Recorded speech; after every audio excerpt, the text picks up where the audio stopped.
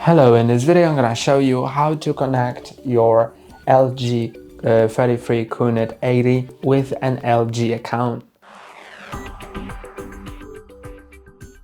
This is required to, for example, download apps from the marketplace. So in order to do it, press and hold on the settings button on your remote to open the full settings, then go to General and go to System. Then you should see your LG account right here, and it will get you to this page where you'll be able to either log in with the LG ThinQ app. So it will be pretty quick. You just need to open your LG ThinQ app on your mobile device and scan the QR code and it will be done.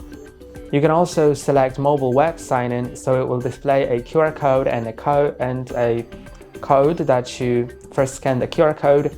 Then it will get you to a website. You enter the code, then log in on your phone, and it will transfer to the TV. Or you can select device sign-in, so you'll just log in on the TV with the email and password.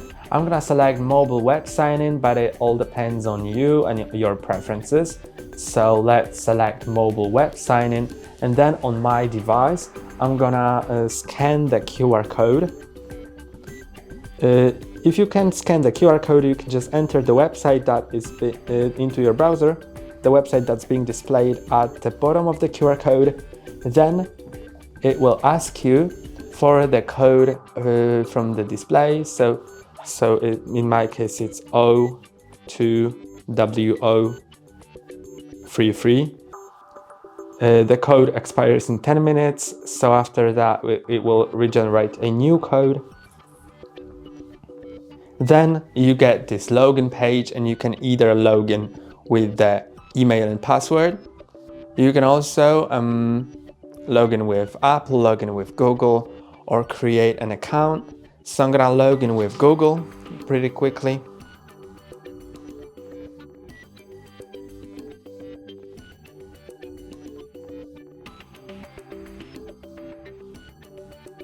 Now I've logged in, so I need to accept the terms and conditions. Some of them are not necessary, so just read the ones that are required and select them. Then click on Next.